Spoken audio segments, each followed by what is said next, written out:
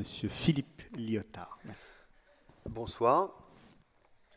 Alors, c'est un peu frustrant de ne pas pouvoir réagir à ce que j'ai entendu depuis tout à l'heure, et puis c'est aussi frustrant pour vous, j'imagine.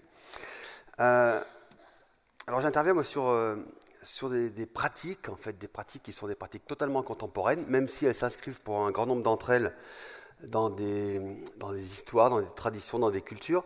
Et notamment, je travaille sur des pratiques comme le tatouage, le piercing, les scarifications. Alors, pas celles dont vient de parler Catherine, celles qui sont produites par des personnes qui sont des scarificateurs et qui vont donc imprimer une cicatrice recherchée avec une forme désirée. Les implants également, peut-être vous avez entendu parler des implants en dehors d'Orlan, l'artiste, mais des gens qui se font implanter des objets sous la peau. Alors, ou bien carrément sous la peau, ce qu'on appelle les implants subdermiques, ce qui permet d'avoir une sorte de petite sculpture, en fait, ou bien transdermiques, avec des implants qui sont donc sous la peau, mais qui laissent passer des bijoux, et donc avec un pas de vis, on peut fixer un petit peu ce qu'on veut sur le crâne, dans le cou, etc. Ça vous fait rire? J'avais oublié qu'on était à Monaco. C'est vrai que c'est pas le public que j'ai l'habitude d'avoir face à moi quand je parle de ces pratiques. Mais attention, parce que là, justement, on va parler du visible et de l'invisible, et il peut y avoir des surprises, y compris à Monaco. Alors d'ailleurs, c'est pas une blague, mais il y a un piercing parmi les plus connus qui s'appelle le Prince Albert. Alors pour les gens qui ne connaissent pas, c'est un piercing qui se pratique sur le gland. Donc vous voyez, je ne fais aucune connexion avec les autorités. Non, simplement, vous voyez qu'il y a des choses qui peuvent être surprenantes quand on parle justement de pratiques qui sont très connues dans certains milieux, dans des milieux justement des gens du piercing, et j'expliquerai tout à l'heure rapidement d'où ça vient, et vous verrez que c'est très cohérent en fait avec ce que je développe là. Donc vous voyez que les pratiques dont je parle sont des pratiques concrètes, réelles, qui touchent à la chair, qui touchent au corps, et qui vont toucher au corps d'une manière d'abord volontaire.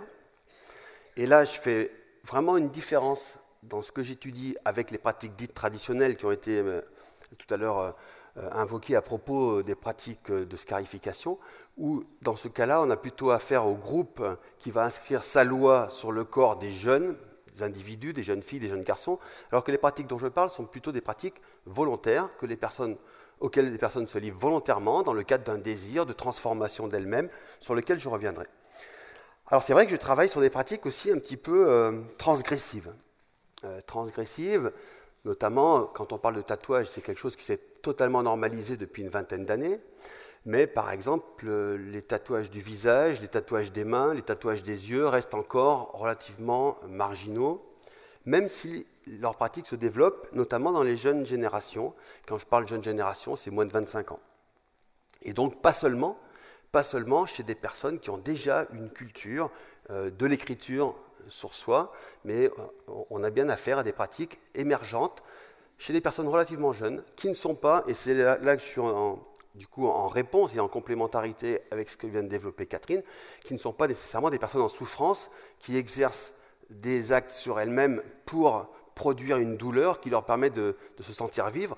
Là, la douleur peut exister, mais ce n'est pas du tout ce qui est visé. Alors, le lien avec la philosophie, parce que c'est vrai que c'est plutôt un objet sociologique que j'étudie, je vais revenir sur les questions initiales. Est-ce qu'on est aux marges de la philosophie? Je ne pense pas du tout, puisqu'on est bien sur des choses concrètes. D'ailleurs, Véronique l'a posé la question, que peut le corps? Que puis-je faire? Que puis-je espérer devenir en travaillant sur moi, en travaillant sur mon propre corps, en travaillant sur ma chair? Et le travail que je fais, en fait, c'est un travail qui, à partir de l'engagement du corps, à partir des liens entre les normes corporelles, celles qui font qu'effectivement on est tous et toutes habitués à voir certaines façons d'être, certaines façons de paraître, ces normes corporelles, eh bien, elles vont donner lieu à des transgressions, mais les transgressions elles-mêmes vont à leur tour devenir normes. Donc on est bien dans des questionnements de type philosophique, par exemple, pour savoir également comment à partir du corps on peut penser le monde. On peut penser la culture, on peut penser aussi le savoir, c'est-à-dire que les pratiques sur lesquelles je travaille ne sont pas des pratiques qui, à l'origine, produisent un savoir institué, par exemple, dans le champ médical. Et notamment, toutes les personnes que j'ai interrogées ont inventé des façons de faire, ont inventé des façons de travailler le corps. Par exemple, les implants les implants, c'est quelque chose d'inventé en 1994. Les premiers implants, vous voyez, ça fait un peu plus de 20 ans. Et c'est inventé à partir de personnes qui ont certes un savoir sur le matériau chirurgical, mais qui détournent complètement ce savoir pour en faire quelque chose apparemment inutile, notamment faire des crêtes métalliques de punk qui finalement s'inspirent d'un imaginaire qui est l'imaginaire post-apocalyptique de Mad Max et de toute cette fiction, mais qui le traduisent de façon très concrète. C'est qu'on n'est plus dans l'imaginaire, on est dans une volonté d'inscrire dans son propre corps des choses qui nous ont fait rêver quand on était enfant, à la télévision, au cinéma, et qu'on va chercher à représenter de façon très physique, très matérielle. Alors, penser la culture, c'est peut-être ça ce qui me caractérise, mais par rapport à ce qu'on disait tout à l'heure sur la mode, ce qui me fait réfléchir, c'est aussi de penser les différents étages de la culture. La mode dont on a parlé, c'était plutôt la mode telle qu'elle se fait dans les salons parisiens, à Milan et ailleurs, c'est-à-dire quelque chose qui va donner une visibilité, une impulsion dans la façon d'être, avec tout ce que vous avez pu décrire par ailleurs. Mais ce qui m'intéresse justement dans la culture, c'est ces différents étages. Par exemple, comment les pratiques sur lesquelles je travaille, qui sont historiquement, pour une grande partie d'entre elles, des pratiques qui viennent de l'underground, comment elles deviennent mainstream. C'est-à-dire comment on passe de pratiques qui sont complètement secrètes, souterraines, à des pratiques qui non seulement se popularisent, mais deviennent des pratiques de mode. Et si je prends l'exemple du piercing, j'y reviens, et vous voyez, je reviens au prince Albert. Pourquoi? Parce que c'est un piercing génital. Le piercing génital, c'est quelque chose, si vous avez lu Histoire d'eau, à la rigueur, vous pouvez vous dire c'est un jeu sadomasochiste, etc. Mais ce qu'il faut savoir, c'est que les piercings génitaux sont à la source du piercing que tout le monde connaît aujourd'hui.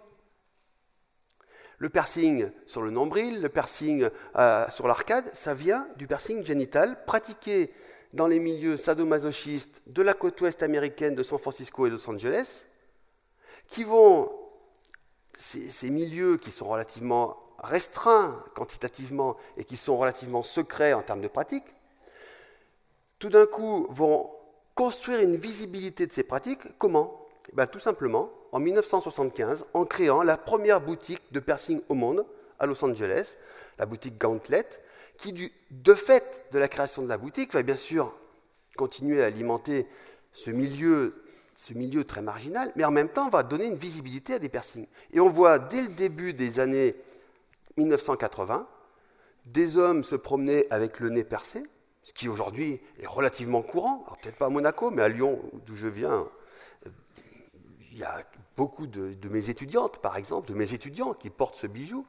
On va voir très vite, alors certes dans les milieux gays de San Francisco, des hommes portaient des piercings au sein, des femmes portaient des piercings au sein, mais tout d'un coup ça devient visible.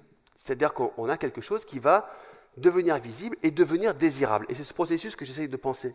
Qu'est-ce qui fait que quelque chose qui dans un premier temps est marginal, rejeté, qui peut être gênant, eh bien ça devient désirable, y compris chez des gens qui sont bien éduqués, bien élevés. Et on pourrait prendre des étapes très intéressantes. 75, première boutique de piercing. 93, premier défilé de mode avec Jean-Paul Gaultier, qui fait défiler des mannequins portant des piercings. Vous voyez, donc c'est 20 ans après.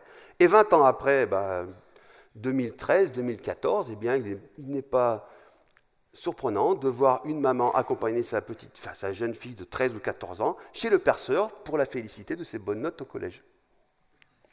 Je ne plaisante pas, je m'appuie sur des réalités qui sont relativement intéressantes. Et du coup, quand j'ai interviewé des personnes qui sont dans cette première vague, cette toute première vague du piercing des années fin 70, début 80, par exemple, je pense à un artiste américain qui m'expliquait qu'il n'imaginait pas, quand lui s'était fait percer le nombril en 1981 ou 81, que 15 ans, 20 ans plus tard, toutes les jeunes filles de Los Angeles se promèneraient le nombril percé, de façon complètement visible, ostentatoire, et que ça poserait de problème à personne.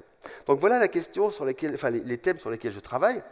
Du coup, si je reviens à la thématique corps exhibé, corps mise en scène, corps écrit, eh bien c'est vrai que ça m'a amené à réfléchir là aussi à différents niveaux. C'est-à-dire que chez les adolescents, ces pratiques dont je parle, piercing, alors tatouage un peu plus difficile parce qu'on ne tatoue pas avant 18 ans normalement. Donc ça concerne des jeunes un peu plus âgés.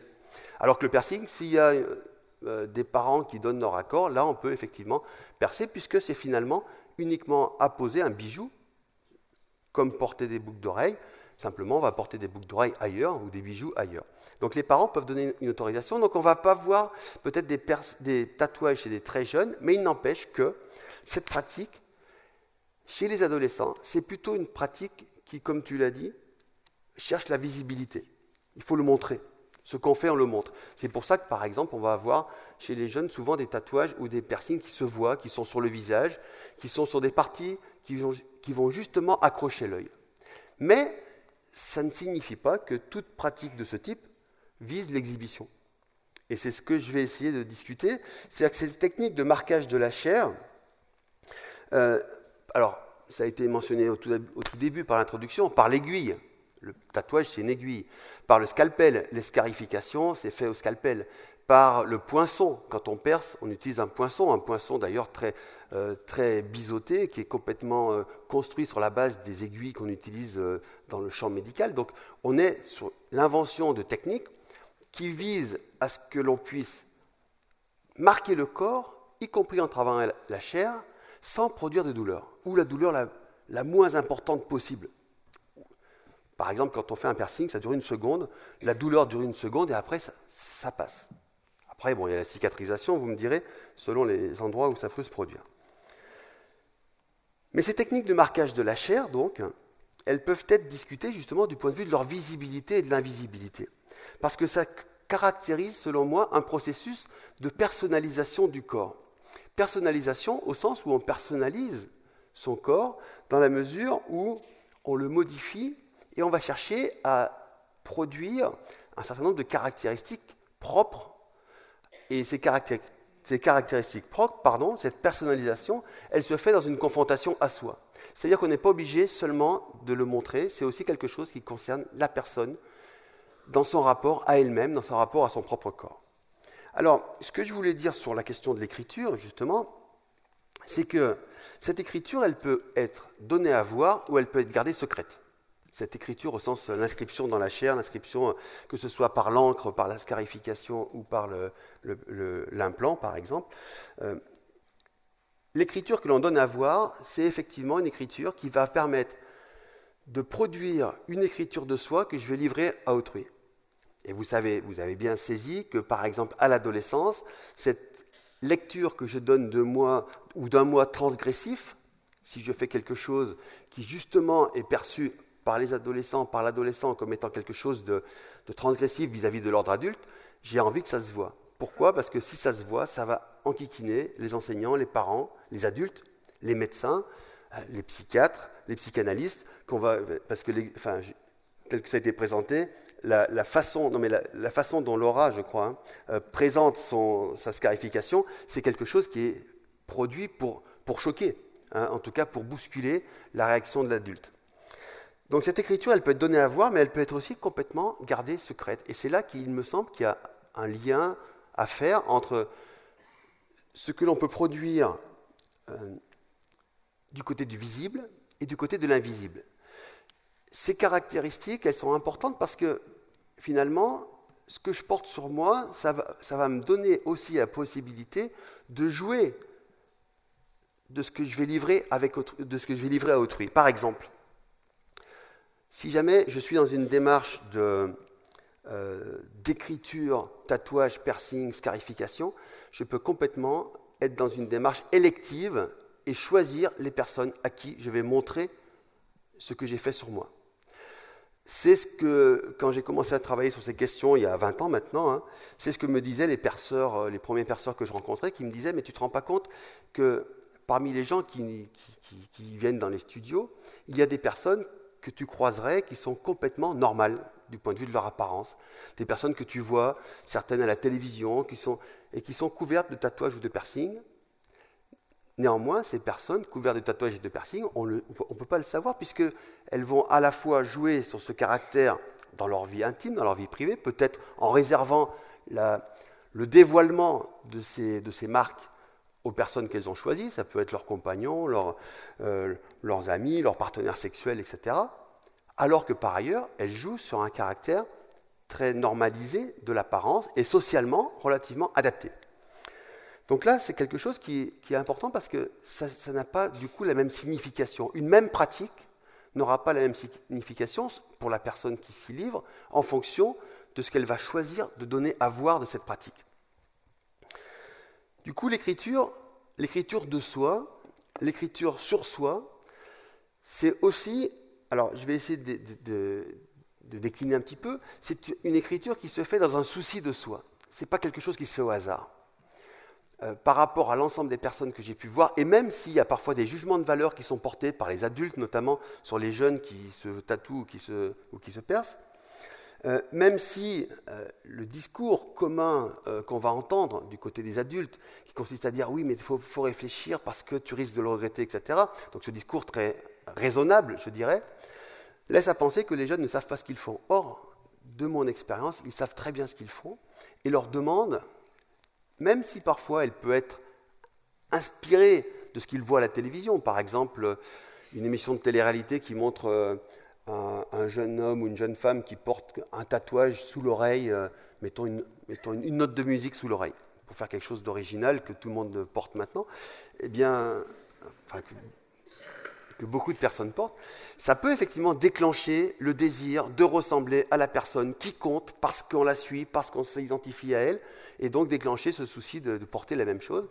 On pourrait dire effectivement que c'est très futile, que c'est très superficiel, etc. Sauf que, en général, ça relève aussi d'une démarche qui, certes, est une démarche d'imitation, mais une démarche qui fait que la personne qui fait ce tatouage, ou qui fait ce piercing, ou qui fait cette scarification, le fait en toute connaissance, alors je ne dirais pas de ses désirs parce que je pars sous le contrôle de Catherine, mais en toute connaissance en tout cas de la démarche que ça implique. Et parce que ça lui permet de se positionner par rapport à elle, bien sûr, mais aussi par rapport à ses pairs, par rapport à ses amis et par rapport à l'entourage. Donc si je veux revenir, ce travail s'inscrit dans un souci de soi, un souci de travailler sur soi, de se modifier. Et cette écriture, ce qu'elle a de caractéristique, c'est, je reprends la formule que tu as utilisée, c'est une inscription. C'est vraiment une inscription, c'est-à-dire que ça passe par quelque chose qui va produire une épreuve de soi. Ce n'est pas seulement le fait de porter une marque, c'est que pour porter cette marque, il va falloir mettre le corps à l'épreuve. Alors, j'ai parlé du piercing, le tatouage c'est douloureux, la scarification c'est douloureux. Alors, ce sont des choses qui ne se font pas de façon anodine, mais l'épreuve fait partie du processus. L'épreuve fait partie du processus, ce qui fait que ça va marquer la valeur aussi de ce qui est produit. La valeur n'est pas seulement dans le résultat, la valeur n'est pas seulement dans le tatouage ou dans le piercing ou la scarification, elle est aussi dans l'épreuve que l'on a subie. Par ailleurs, ce travail, donc cette écriture de soi, même si elle est une écriture pour soi, c'est aussi une écriture pour autrui. On l'a vu tout à l'heure, un autrui que je vais choisir ou un autrui que je vais peut-être provoquer. C'est parfois ce que j'entends quand on voit certains looks, certaines apparences. J'ai souvent, alors là, j'ai pas d'image, mais vous irez sur Internet, vous en trouverez plein. Par exemple, le fait de ne pas pouvoir comprendre que quelqu'un qui s'est tatoué le visage ne s'est pas tatoué le visage pour provoquer les autres, mais qui s'est tatoué le visage par rapport à son projet et pas forcément pour être repoussant. Et là, on est en rupture avec le punk, par exemple. Alors que le punk, historiquement, dans les années 70, fin 70, ça fait 40 ans que le punk, enfin les Sex Pistols déclenchent en Europe le mouvement punk. En 1976-2016, vous voyez, ça fait 40 ans. À l'origine, il y a vraiment une volonté dans le mouvement punk de projeter sur la société ce que j'ai appelé le fuck you style, c'est-à-dire j'ai pas besoin de dire aux gens que je croise que je les emmerde, ils le voient tout de suite. Sauf que même le punk, vous voyez, même le punk, ça s'est stylisé. Ça s'est stylisé, c'est devenu une forme de... Il y a une codification du punk. Et les vrais punks, justement, rejettent cette codification en disant « Mais moi, j'ai pas besoin d'avoir une crête pour être punk. Je suis punk. Je me sens punk. » Et mes scarifications que j'ai faites sur scène, par exemple, parce que là aussi, il y a des choses qui sont dans une forme de mise en scène spectaculaire de la scarification, d'Iggy Pop à Daniel Dark, par exemple, pour prendre le parrain du punk et puis un Français qui était considéré, lui aussi, Daniel Dark, jusqu'à sa mort il y a 3 ans, comme l'incarnation du punk. Et bien là, on a quelque chose qui traduit justement ce rapport au corps, qui est un rapport qui va générer une réaction dans le public. Là, il y a quelque chose qui est de l'ordre effectivement de la provocation, au sens où je provoque quelque chose en faisant quelque chose avec mon corps dont je sais que ça va générer des réactions, et des réactions qui ne sont pas forcément maîtrisées par le public qui est venu voir autre chose, qui est venu écouter un concert tranquillement. Enfin, tranquillement, le public punk ne venait pas écouter Stéphanie de Monaco. C'était à la même époque à peu près. Hein. Enfin, non. Je vais arrêter de parler du punk. Et je termine parce que 3-4 minutes, il me reste. Alors, ce travail sur soi, alors j'ai dit que c'était un travail qui pouvait être un travail pour autrui, mais que ça se discutait, vous voyez, parce que ça laissait à la personne finalement la possibilité de choisir le type de lecture de soi qu'il livrait à autrui. C'est aussi une écriture qui se fait par autrui. Et c'est là que je vais faire, une comparaison, enfin un propos complémentaire à ce qu'a présenté Catherine. C'est-à-dire que tout ce qui a été présenté, là, on était dans les blessures auto-infligées, les scarifications, dont on sait qu'elles vont laisser des traces, des cicatrices, et qui vont être marquantes à la fois dans la trace qu'elles laissent sur la peau, mais aussi dans la trace qu'elles laissent dans la personne, dans son histoire. Et toutes les pratiques dont je viens de parler là, ce sont des pratiques qui relèvent d'une médiation avec des professionnels, ce que j'ai appelé les artisans de la chair. Des artisans de la chair qui ont appris à travailler la chair. Alors, juste pour illustrer ça, je ne parlerai pas des tatoueurs, je parlerai de quelqu'un qui a disparu d'ailleurs de cette scène des artisans de la chair, qui au début des années 2000 était très connu pour sa technique de branding. Le branding, c'est le fait de marquer, d'apposer une marque au fer rouge.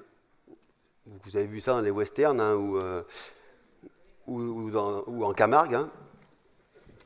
Donc c'est le fait de marquer effectivement avec un fer rouge la peau des animaux, mais ça se fait aussi chez les humains. La preuve, c'est qu'il y a eu aussi ce courant qui consiste, et qui existe encore, alors ça peut se faire aussi au laser, hein, mais qui consiste à s'imprimer une brûlure, s'imprimer une marque qui va être brûlée.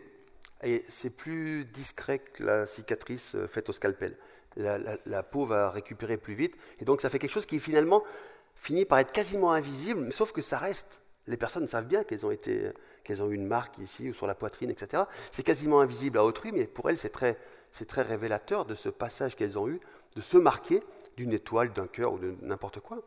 Et Blair disait, et c'est pour vous situer ce travail sur la construction d'un savoir pratique, d'un sens pratique très particulier, il expliquait qu'il était capable, en fonction de la peau qu'il voyait, de savoir exactement comment il devait apposer la pièce métallique brûlante pour produire le résultat escompté. Donc on est quasiment dans un travail très technique, mais dans une connaissance intuitive, enfin pas intuitive, une connaissance qui s'est constituée par l'expérience, une connaissance de la peau à laquelle peu de dermatologues sans doute peuvent accéder, puisque ce n'est pas du tout en plus leur registre. Donc le rapport à soi se fait aussi par la rencontre d'autres personnes. Ce qui me permet de conclure autour du fait que ces pratiques sont aussi des pratiques d'écriture qui sont des pratiques qui permettent de s'écrire sa propre histoire ou de s'inscrire dans sa propre histoire en laissant des traces, en laissant des étapes de moments importants. Et quand je dis moments importants, c'est vraiment de tout type de moments importants. Ça peut être par exemple des moments douloureux.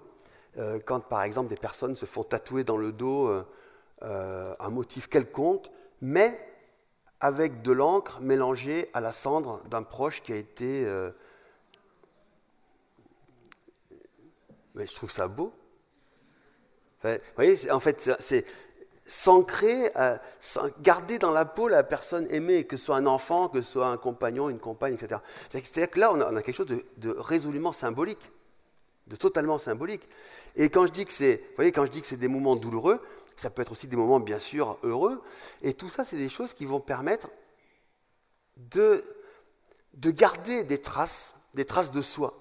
Et de garder des traces de soi pour soi. Ce n'est pas des choses qui se racontent forcément, ce n'est pas des choses qui se montrent.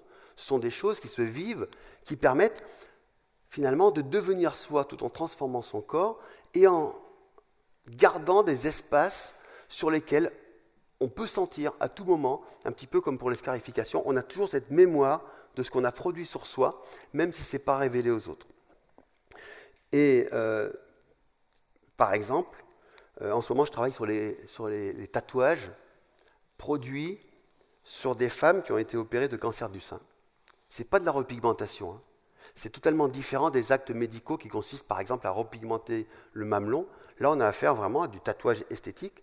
Et ce que j'ai trouvé de remarquable, c'est que toutes les femmes que j'ai pu rencontrer et que j'ai interrogées disent toutes, après l'opération, après le cancer, qu'enfin, elles peuvent s'aimer. En fait, elles s'aiment tatouer.